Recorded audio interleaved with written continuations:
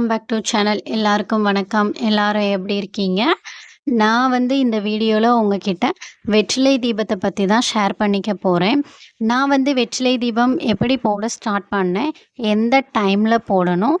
வெற்றிலை தீபம் போட்டா அதோட பெனிஃபிட்ஸ் என்ன? அப்படிங்கிறத உங்ககிட்ட ஷேர் பண்ணிக்க போறேன். முருகன்னாலே எல்லாருக்கும் இஷ்ட தெய்வம் தான்.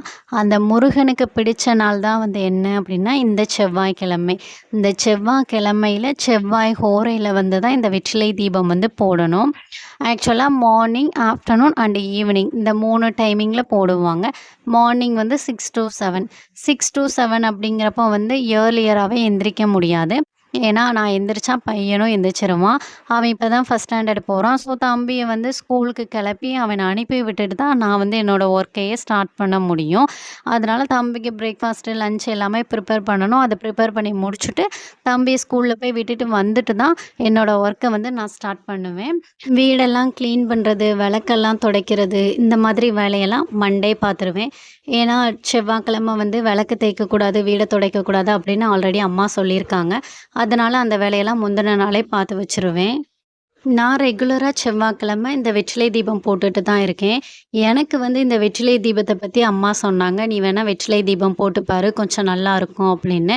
அப்புறம் இப்போ ரீசெண்டாக வேறு யூடியூப்பில் வெற்றிலை தீபத்தை பற்றி ஃபேமஸாக சொல்லிகிட்டே இருந்தாங்க. சரி ட்ரை பண்ணி பார்ப்போமே அப்படின்னு சும்மா ட்ரை பண்ணி பார்த்தது தான். உண்மையை சொல்லணும் அப்படின்னா செம்மையாக ரிசல்ட் இருந்துச்சு.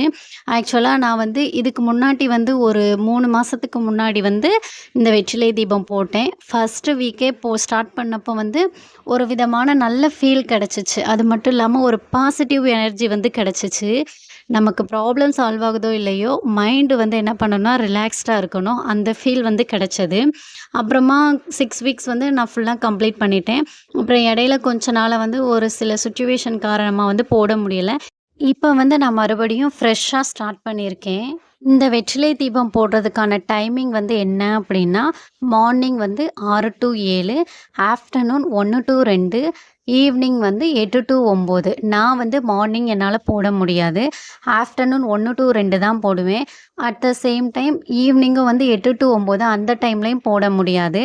சாமி கும்பிட்றோம் அப்படின்னா ரிலாக்ஸ்டாக கும்பிடணும். எனக்கு 1 to 2 இந்த டைம் தான் போடுறதுக்கும் சாமி கும்பிட்றதுக்கும் திருப்தியாக இருக்கும். ஸோ 1 to 2 தான் நான் எப்போதுமே போடுவேன்.